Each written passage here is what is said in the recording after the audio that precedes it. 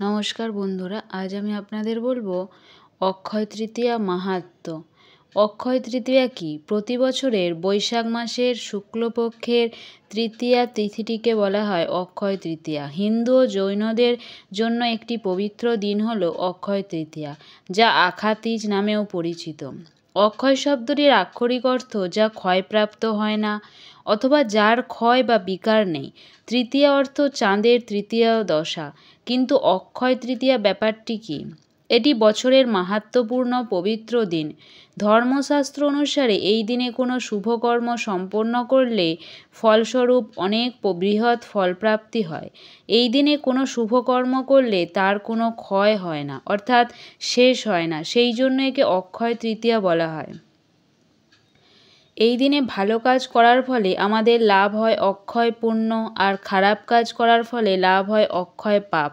তাই এদিন খুব সাবধানে প্রতিটি কাজ করা উচিত। এই কারণে এই দিন নানা প্রকার শুভ কাজ করার বিধান শাস্ত্রে দেওয়া আছে। এই তিথিকে অক্ষয় তিজ বা পরশুরাম জয়ন্তীও বলা হয়। আবার এই দিনটি যদি হয় সোমবার আর রোহিণী নক্ষত্র সমাসীন, তবে এই অক্ষয় তৃতীয়ার গুরুত্ব বেড়ে যায়। দিনটি আরও বেশি বিশিষ্টতা পায় বৈশাখ মাসের এই বিশেষ দিনে বহু মহান কর্মের সূচনা হয়েছে, যা পৌরাণিক কাল থেকে আজও নিরবধি হয়ে চলেছে। শুভকর্মের সুফল আজও সমানভাবে অক্ষত রয়েছে। তাই তো পৌরাণিক কাল থেকে এই দিনে অনুষ্ঠিত যে কোনো শুভ কার্যানুষ্ঠানের পুণ্যফল অক্ষয় রূপে ধার্য হয়। অক্ষয় তৃতীয়া আখ্যা দেয় সার্থক। ভবিষ্য পুরাণ, মৎস্য পুরাণ, পদ্ম পুরাণ, বিষ্ণু ধর্মোত্তর পুরাণ, স্কন্দ পুরাণ বিশেষভাবে উল্লেখ করা হয়েছে। অক্ষয় তৃতীয়া মাহাত্ম্য। মৎস্য পুরাণে বলা হয়েছে, বৈশাখে মাসি শুক্লায়াং তৃতীয়াং জনার্দন জবানুত পাদয়া মাস যুগঞ্চ কৃতবান অকৃতম। অর্থাৎ ভগবান হরি বৈশাখ মাসের শুক্লা তৃতীয়াতে যবের সৃষ্টি ও সত্যযুগের বিধান করেন। এই তিথি যে বাস্তবিকই অক্ষয় তার প্রমাণস্বরূপ অতীতকালে পুরাণে সমস্ত ঘটনাবলী বিশদভাবে বর্ণিত রয়েছে। সত্যযুগের সমাপ্তি এবং ত্রেতাযুগের সূচনা। পবিত্র পুরাণ অনুসারে এই দিনটি সত্যযুগের সমাপ্তি এবং ত্রেতাযুগের সূচনা করেছিল। এই দিনটিকে ত্রেতাযুগের উগাধি তিথি হিসাবে বিবেচনা করা হয়। মহাভারত অনুসারে এই দিনে মহাভারতের যুদ্ধ শেষ হয়েছিল এবং দাপর যুগের অবসান হয়েছিল। রাজা ভাগীরথের দ্বারা স্বর্গ থেকে গঙ্গা দেবীর অবতরণ। এই তিথিতে রাজা ভগীরথের হাজার হাজার বছরের তপস্যার ফলস্বরূপ পুণ্যসলীলা ভগবতী দেবী গঙ্গা স্বর্গ থেকে মর্ত্যলোকে অবতরণ করেন। তারপর থেকে নিরবিচ্ছিন্নভাবে অক্ষয় জলসম্ভার নিয়ে মর্ত্যবাসীর জীবনদায়িনী ও পাপ ও নাশিনী নদীরূপে বয়ে চলেছে। তাই এই দিনে গঙ্গা নদীতে স্নান করলে জীবনের সমস্ত পাপ থেকে মুক্তি পাওয়া যায়। পরশুরাম দেবের আবির্ভাব তিথি। ভগবানের 10 অবতারের অন্যতম ষষ্ঠ অবতার পরশুরাম দেব এই তিথিতেই আবির্ভূত হন মর্ত্যলোকে। তিনি হলেন চিরঞ্জীবী, অমর, অক্ষয়, আয়ু নিয়ে আজও মর্ত্যচারী। তাই এই তিথির আর এক নাম পরশুরাম জয়ন্তী। মহাভারত রচনা শুরু। এই তিথিতেই মহর্ষি ব্যাসদেবের মুখনিসৃত বাণী শুনে গণপতি গণেশ মহাভারত রচনা শুরু করেন। মহাভারতের মধ্যে 25 থেকে 42 পর্যন্ত 18 অধ্যায় ভগবদ্গীতা রূপে ভগবান শ্রীকৃষ্ণের মুখনিসৃত বাণী উল্লেখ রয়েছে, যা অনন্তকাল থেকে মানুষদের জড়জাগতিক দুঃখালয় উত্তরণের অক্ষয় পথ প্রদর্শক।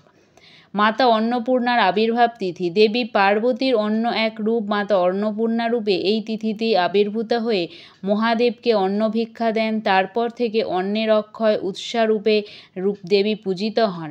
দ্বারকাতে ভগবান শ্রীকৃষ্ণের সাথে সুদামার প্রথম সাক্ষাৎ। এই তিথিতেই ভগবান শ্রীকৃষ্ণের পরম বান্ধব সুদামা দ্বারকাতে তাঁর প্রাসাদে আসেন তার দারিদ্র্যাবস্থার কথা জানিয়ে কিছু অর্থ সাহায্য পাবার আশায়। কিন্তু অতিথি দেব ভব এবং ব্রাহ্মণ নিত্য পূজ্য। এই জ্ঞানে ভগবান শ্রীকৃষ্ণ সুদামাকে যে আতিথেয়তা করেন তাতে মুগ্ধ হয়ে সুদামা তার নিজের দৈনাবস্থার কথা মুখ ফুটে বলতে পারেননি। এমনকি কৃষ্ণর প্রাসাদে সম্পদের বৈভব দেখে তার জন্য নানা কাপড়ে বাঁধা ভিক্ষা করে সঞ্চিত সামান্য চাল ভাজাটুকুও লজ্জায় আর দিতে পারেননি সুদামা। কিন্তু ভক্তবৎসল ভগবান বাসুদেব যে ভাবগ্রাহী, তিনি কেবল ভেট গ্রহণ করেন না, ভক্তের ভাবটুকু গ্রহণ করেন। তিনি অনন্তযামী, ভক্তের মনের ইচ্ছা অবশ্যই পূরণ করেন। তাই নিজেই সেই চাল ভাজা চেয়ে খেয়ে পরম তৃপ্ত হন। আর সুদামা বিপ্র নিজ মুখে কিছু না চাইলেও বাড়িতে ফিরে দেখেন যে তার ছোট্ট কুটির পরিবর্তিত হয়ে বৃহৎ অট্টালিকা অবস্থান করছে সেখানে। শ্রী ভগবান অযাচিত করুণা ভরে সব কিছু সাজিয়ে ভরে দিয়েছেন তিনি তাঁর একান্ত প্রিয় বান্ধব তথা ভক্ত প্রবল সুদামাকে। এই লীলার দ্বারা এটাই প্রমাণ হয় যে ভক্তের চাওয়ার অপেক্ষা করেন না ভগবান, তার নিষ্কাম ভক্তের জন্য অহৈতুকী অযাচিত কৃপা অক্ষয় রূপে তিনি নিজে থেকেই করেন। সত্যি তার মতো প্রকৃত সুহৃদ ও তার মতো পরম বান্ধব আর কে আছেন?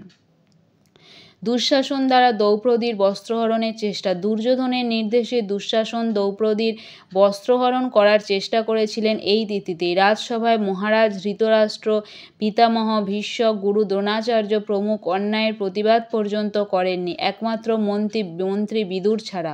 অসহায় দ্রৌপদী এক হাতে শাড়ির কোঁচর ধরে অন্য হাত উপর তুলে ভগবানকে ডাকতে লাগলেন, কিন্তু শেষমেশ তিনি বুঝলেন তিনি শেষ রক্ষা করতে পারবেন না। তখন নিঃসংকোচে পূর্ণ বিশ্বাস ও শরণাগতি স্বীকার করে আত্মনিবেদন করলেন মনে মনে শ্রীকৃষ্ণের চরণে।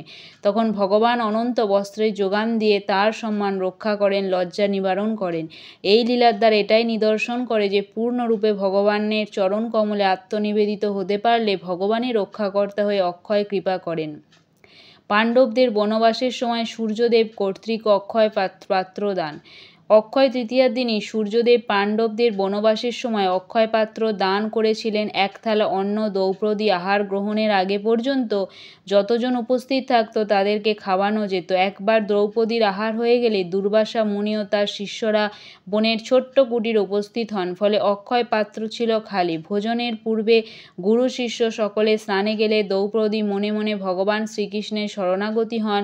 ভক্তের ডাকে ভগবান উপস্থিত হলেন। সব দেখে শুনে তিনি একটিমাত্র অন্নদানা মুখে দিয়ে দুর্বাসা মুনির শিষ্য সহ ক্ষুধার জ্বালা নিবারণ করেছিলেন এবং পঞ্চ পাণ্ডবকে দুর্বাসার অভিশাপ থেকে রক্ষা করেছিলেন।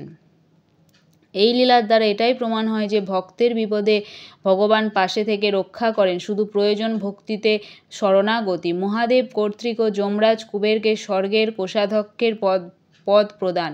শিবপুরম নামক স্থানে দীর্ঘকাল তপস্যার পর মহাদেবকে প্রসন্ন করে যক্ষরাজ কুবের স্বর্গের কোষাধ্যক্ষের পদ প্রদান করেছিলেন এই তিথিতে। কথিত আছে যে দেবী মহালক্ষ্মী কুবেরকে সোনা প্রদান করেছিলেন। প্রতি বছর পুরীতে জগন্নাথ দেবের রথ নির্মাণ কার্যের শুভ সূচনা। এই তিথিতেই প্রতি বছর পুরীতে জগন্নাথ দেবের, বলরাম দেবের এবং সুভদ্রার 3টি রথ নির্দিষ্ট গাছের কাঠ দিয়ে নতুনভাবে নির্মাণ কাজের শুভ সূচনা করা হয়। ভক্তবৎসল জগন্নাথ দেবের ভক্ত দর্শনের জন্য রথযাত্রা করেন, আর ভক্তদের প্রতি তার অক্ষয় কৃপা যে স্বয়ং ভগবান মন্দির থেকে পথে আসেন তাদের দর্শন সুখ দিতে। শঙ্করাচার্যের কলাকাধার নামক বিখ্যাত শ্লোকের রচনা।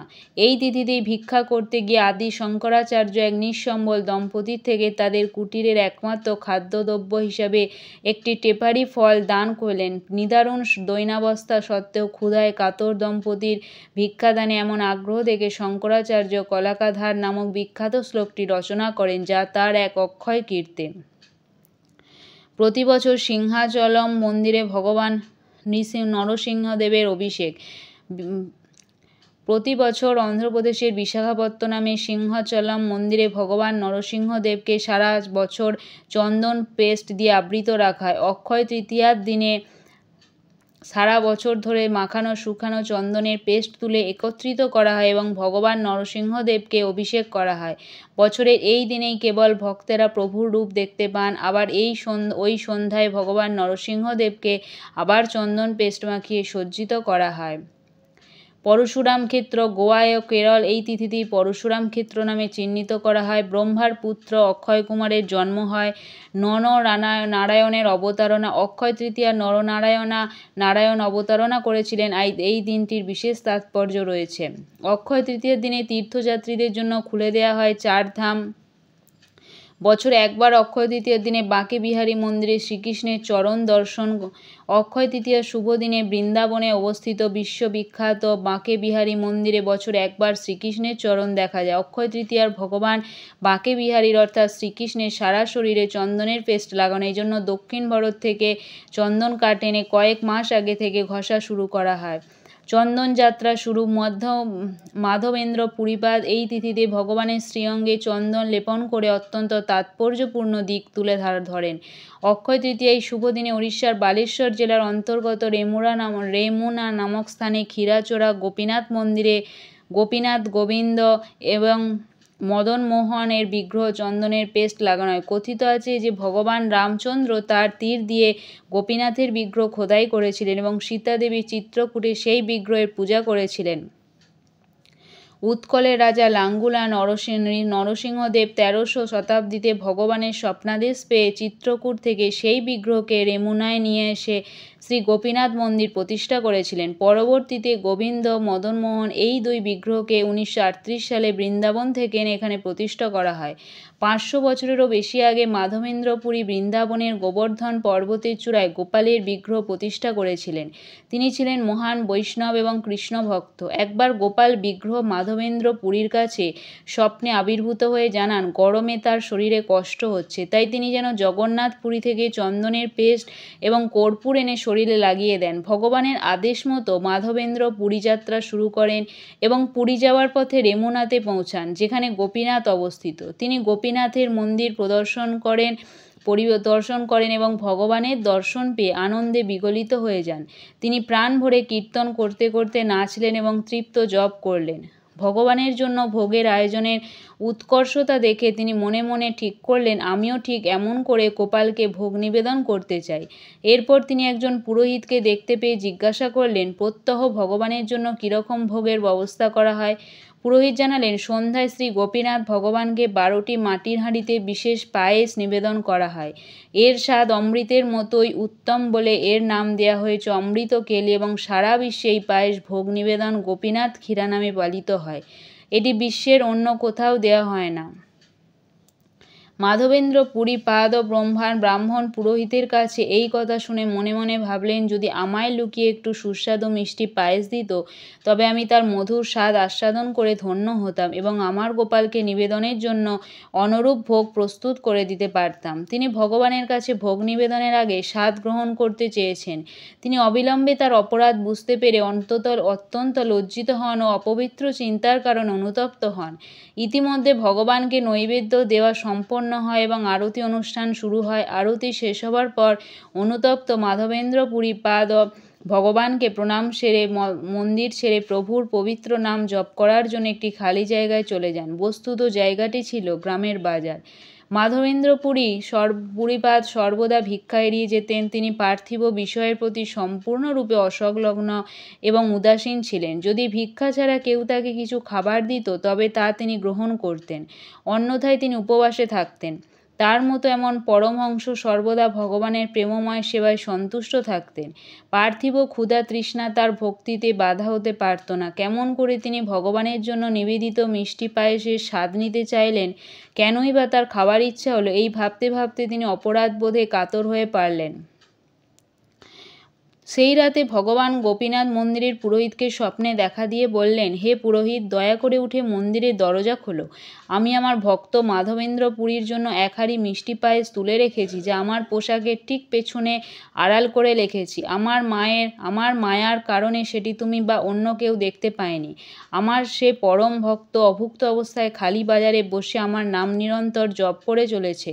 দয়া করে আমার পোশাকের আড়ালে রাখা সেই মিষ্টি পায়েসের হাঁড়িটি নিয়ে তার কাছে পৌঁছে দাও। স্বপ্ন থেকে জেগে পুরোহিত স্তম্ভিত হয়ে উঠে বসলেন। এরপর স্নান সেরে মন্দিরের দরজা খুলে ভগবানের নির্দেশ মতো নির্দিষ্ট জায়গায় পোশাকের আড়ালে মিষ্টি পায়েসের হাঁড়ি দেখতে পেলেন এবং সেটি নিয়ে বাজারের দিকে মাধবেন্দ্র পুরীপাদের উদ্দেশ্যে বেরিয়ে পড়লেন। নাম ধরে অনেক ডাকাডাকি, অনেক খোঁজাখুঁজির পর সেই পরম ভক্তের সন্ধান পেলেন।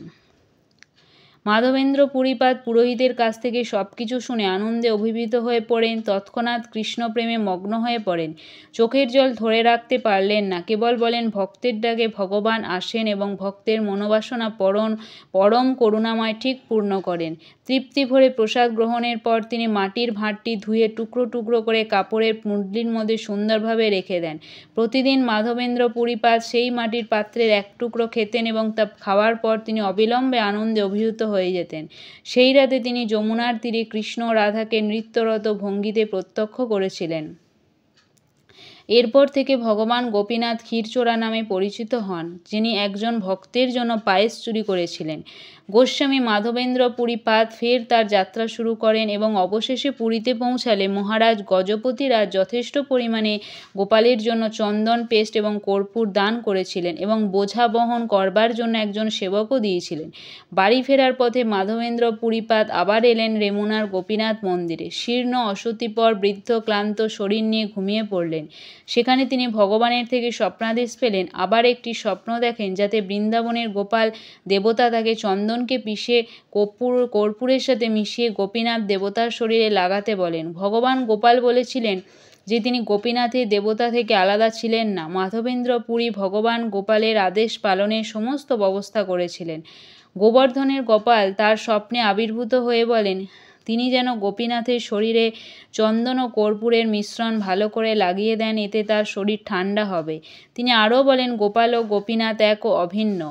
আজও মন্দিরে এই রীতি অক্ষয় তৃতীয়ার দিন থেকে পালিত হচ্ছে। গোপীনাথের শরীরে ৪২ দিন চন্দন লাগানোর প্রথা আজও প্রচলিত আছে। শ্রীকৃষ্ণ চৈতন্য এই স্থান পরিদর্শন করেছেন। অক্ষয় তৃতীয়ার দিন থেকে চন্দনযাত্রা উদযাপন উপলক্ষে মদনমোহন, গোবিন্দ এবং গোপীনাথ বিগ্রহে চন্দন পেস্ট প্রয়োগ করা হয়। বৃন্দাবনের সমস্ত মন্দিরে আগামী ২১ দিনের জন্য চন্দনযাত্রা শুরু। বৃন্দাবনের সমস্ত মন্দিরে অক্ষয় তৃতীয়ার দিন থেকে আগামী ২১ দিনের জন্য চন্দনযাত্রা শুরু হয়, যেখানে ভগবান কৃষ্ণ এবং রাধারানীকে বৈশাখ মাসের প্রচণ্ড তাপ থেকে মুক্তি দেওয়ার জন্য চন্দন পেস্ট মাখানো হয়। অক্ষয় তৃতীয়া তিথিতে বার্লির উৎপত্তি। ত্রেতা যুগে হোম বা যজ্ঞ ছিল ভগবানকে সাধনা করার অন্যতম উপায়। এই প্রথা ছিল ত্রেতা যুগে যুগধর্ম। এই যজ্ঞে অন্যতম প্রধান উপাদান হিসেবে ব্যবহৃত হতো বা বার্লি বা এই অক্ষয় তিথিতে উৎপত্তি হয়েছিল। শ্রীল প্রভুপাদ লীগ অফ ডিভোটিস নামক ভক্ত সংগঠন তৈরি করেন। ভক্তি বেদান্ত শ্রীল প্রভুপাদ আচার্য হলেন ইস্কনের প্রতিষ্ঠাতা। ইস্কন এর সম্পূর্ণ নামটি হল international society for Krishna consciousness. ISKCON শুরু করার আগে শ্রীল প্রভুপাদ ১৯৫৩ সালে ১৬ই মে অক্ষয় তৃতীয়ার শুভ দিনে উত্তরপ্রদেশের ঝাঁসিতে লীগ অফ ডিভোটিস নামে ভারতে একটি ভক্ত সমাজ গড়ে তুলেছিলেন। অতএব এ থেকে পরিষ্কার যে অক্ষয় তৃতীয়া তিথি পরম মহিমাময়। এই তিথিতে যা শুভকর্ম করা হয় তার ফল অক্ষয় পুণ্যদায়িনী। যা জ্ঞান আহরণ করা হয় এই তিথিতে তাও অক্ষয় প্রভাব ফেলে বুদ্ধিতে, চিত্তে। দানের ফলও অক্ষয় হয়। স্বভাবতই মনে প্রশ্ন জাগতে পারে, তাহলে এই তিথিতে যদি ইচ্ছা অনিচ্ছায় বা অজ্ঞাতে যদি কোনো পাপকর্ম করে ফেলি, তবে সেটাও অক্ষয় পাপ হয়ে কর্মফলের খাতায় লেখা থাকে। তাই সতর্ক থাকাটাই শ্রেয়। অক্ষয় তৃতীয়ার তাৎপর্য। অক্ষয় তৃতীয়াকে অক্ষয় কেন বলা হয়, এর উত্তরে ভবিষ্য পুরাণে বর্ণিত রয়েছে। অস্যাং তীর্থৈ ক্ষয়মুপৈতি হুতং ন দত্তং তেনা ক্ষয়া চ মুনিভিঃ কথিতা তৃতীয়া। অর্থাৎ এই তিথিতে দানাদি সকল কর্মের ফল অক্ষয় হয়ে থাকে, তাই এই তিথিকে অক্ষয় তৃতীয়া বলা হয়। শাস্ত্রানুসারে এই দিন ভালো বা খারাপ কাজ যাই করুন না কেন তার ফল অক্ষয় হবে বা অনন্তকাল ভোগ করতে হবে। তবে এই দিনে দান করার অসীম ফল রয়েছে। এই দিনে শুভ কাজের অনেক গুরুত্ব বলা হয়েছে। এমনটা বিশ্বাস করা হয় যে অক্ষয় তৃতীয়ায় বাড়িতে অত্যন্ত একজন গরিব বা অভাবীকে সম্মানের সাথে খাওয়ানো শুভ। এতে দাম্পত্য জীবনে সুখ শান্তি আসে এবং জীবনে অর্থ ও শস্যের অভাব হয় না। এই অক্ষয় তৃতীয়া শ্রীহরির অত্যন্ত প্রিয়। এতে স্নান, দান, অর্চনা, শ্রাদ্ধ, জপ এবং পূর্বপুরুষের উদ্দেশ্যে তর্পণ করলে তার সমস্তই অক্ষয় হয় বলে এই তৃতীয়াকে বলে অক্ষয় তৃতীয়া। এছাড়াও এই দিনে বিবাহ, স্বর্ণরৌপ্য, যানবাহন, জমিবাড়ি ইত্যাদি ক্রয়, গৃহপ্রবেশ, ভৃত্য পূজা, কোনো নতুন কাজ শুরু করা, মুণ্ডন অনুষ্ঠান প্রভৃতির জন্য কোনো বিশেষ শুভ সময়ের প্রয়োজন হয় না, কারণ এই দিনটি খুবই ফলদায়ক। এই দিনে কি কাজ করা অনুচিত? যদি ভালো কাজ করা হয় তার জন্য আমাদের লাভ হয় অক্ষয় পুণ্য, আর যদি খারাপ কাজ করা হয় তবে লাভ হয় অক্ষয় পাপ। তাই এই দিন খুব সাবধানে প্রতিটি কাজ করা উচিত, প্রতিটি কথা বলা উচিত। অজান্তেও কোনো পাপ বা বৈষ্ণব অপরাধ, সেবাপরাধ, নামাপরাধ না করে ফেলি বা কোনো কুভাবনা না ভাবি, সে বিষয়ে সজাগ থাকাটাই জরুরি। অক্ষয় তৃতীয়ায় তিথিতে কখনো তুলসী পাতা তুলবেন না, এতে শ্রীবিষ্ণু এবং মা লক্ষ্মী অত্যন্ত রুষ্ট হন। এই দিনে কারো মনে দুঃখ বা আঘাত লাগে এমন কথা বলা যাবে না। এই দিনে কি কাজ করা উচিত? এই শুভ দিনে সকালে ঘুম থেকে উঠে স্নান করবেন।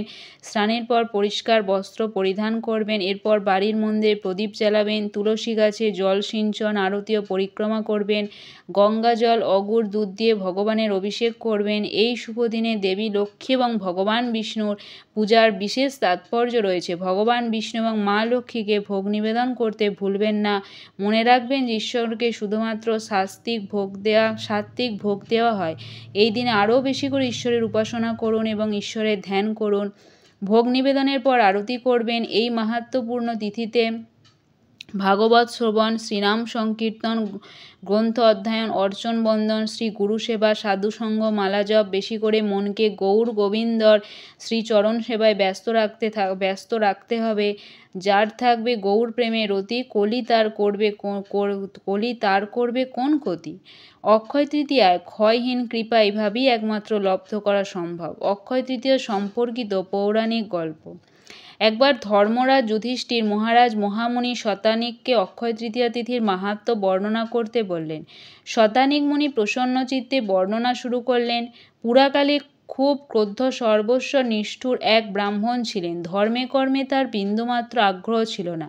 একদিন এক দরিদ্র ক্ষুধার্ত ব্রাহ্মণ তার কাছে সামান্য অন্ন এবং জল ভিক্ষা চাইলে ব্রাহ্মণ উচ্চ তীব্র স্বরে কটু ভাষায় তার দুয়ার থেকে ভিখারিকে দূর দূর করে তাড়িয়ে দিলেন আর বললেন যে এই ত্রিসীমানায় সে যেন ঘোরাফেরা না করে, অন্যত্র ভিক্ষার চেষ্টা করে। ক্ষুধা পিপাসায় কাতর ভিখারিকে বিষণ্ণ মনে চলে যেতে দেখে ব্রাহ্মণ পত্নী সেখানে তড়িঘড়ি উপস্থিত হলেন। ব্রাহ্মণ পত্নী সুশীলা অতিথির অবমাননা দেখতে না পেরে স্বামীর কাছে উপস্থিত হয়ে অনুরোধ করলেন, ভর দুপুরে অতিথি সৎকার না হলে সংসারের অমঙ্গল হবে এবং গৃহের ধন সমৃদ্ধি লোপ পাবে। স্বামীর দিক থেকে মুখ ফিরিয়ে ভিখারিকে তিনি ডাকলেন এবং দুয়ারে বসতে বললেন। তার অন্যত্র যাবার প্রয়োজন নেই। সুশীলা খুব শীঘ্র তার জন্য অন্ন জল আনবার ব্যবস্থা করলেন। কিছুক্ষণ পরেই তিনি অতিথি ভিক্ষুকের সামনে সুশীতল জল এবং অন্য ব্যঞ্জন নিয়ে খাবার জন্য দিলেন। দরিদ্র ক্ষুধার্ত ব্রাহ্মণ ভোজন করে অতীব সন্তুষ্ট হলেন এবং যাত্রার সময় সুশীলাকে হৃদয় থেকে আশীর্বাদ করে সেই অন্নজল দানকে অক্ষয় দান বলে অভিহিত করে চলে গেলেন। বহু বছর পর সেই ব্রাহ্মণের অন্তিমকাল উপস্থিত হল। যমদূতেরা এসে তার ঘরে হাজির হলেন। ব্রাহ্মণের দেহপিঞ্জয় ছেড়ে তার প্রাণবায়ু বের হলো বলে তার শেষের সেই ভয়ঙ্কর সময় উপস্থিত হলো। ক্ষুধা ও তৃষ্ণায় তার কণ্ঠ তালু শুকিয়ে গেল। তার উপর যমদূতদের কঠোর অত্যাচার। ব্রাহ্মণ তাদের কাছে দুফোঁটা জল চাইল এবং তাকে সে যাত্রায় উদ্ধার করতে বলল। যমদূতেরা তখন বলল, তুমি তোমার গৃহ থেকে অতিথি ভিখারিকে নির্জলা বিদায় করেছিলে, মনে নেই? বলতে বলতে তারা ব্রাহ্মণকে টানতে টানতে ধর্মরাজের কাছে নিয়ে গেলেন। ধর্মরাজ ব্রাহ্মণের দিকে তাকিয়ে বললেন, একে কেন আমার কাছে এনেছো? ইনি মহাপুণ্যবান ব্যক্তি। বৈশাখ মাসের শুক্লা তৃতীয়া তিথিতে এনার পত্নী তৃষ্ণার্ত অতিথিকে অন্নজল দান করেছেন। এই দান অক্ষয় দান। সেই পুণ্যিনী পুণ্যাত্মা, আর সেই পুণ্যফলের জন্য এনার নরক গমন হবে না। ব্রাহ্মণকে তোমরা জল দাও, শীঘ্রই ইনি স্বর্গে গমন করবেন। আপনি যদি কৃষ্ণকে ভুলে যেতে চান তাহলে তিনি আপনাকে বিস্মৃতি প্রদান করবেন। আবার আমরা যদি কৃষ্ণকে স্মরণ করতে চাই তাহলে তিনি আমাদের স্মৃতিশক্তি দান করবেন। স্বভাবতই ভক্তরা কৃষ্ণকে স্মরণ করতে চায়, তাই কৃষ্ণের কাছে আমাদের প্রার্থনা করতে হবে, আমি যেন সর্বদা আপনাকে স্মরণ করতে পারি এবং কখনো যেন আপনাকে ভুলে না যাই। এভাবেই আমরা শ্রীকৃষ্ণের চরণে আশ্রয় গ্রহণ করতে পারি। পারমার্থিক গুরুদেব শুদ্ধ ভক্তরা কৃষ্ণের এত প্রিয় যে তারা কখনো কৃষ্ণের নিকট কিছু প্রার্থনা করলে কৃষ্ণ সে প্রার্থনার সম্মান রাখেন। এমন নয় যে কৃষ্ণ তা করতে বাধ্য, তিনি স্বাধীন। তিনি তার পছন্দ মতো সব করতে পারেন, কিন্তু তার অতুলনীয় অত্যন্ত বন্ধুসুলভ ও অপূর্ব স্বভাবের কারণে তিনি তার ভক্তদেরকে সে বিশেষ সুবিধা দান করেন। হরে কৃষ্ণ, রাধে রাধে।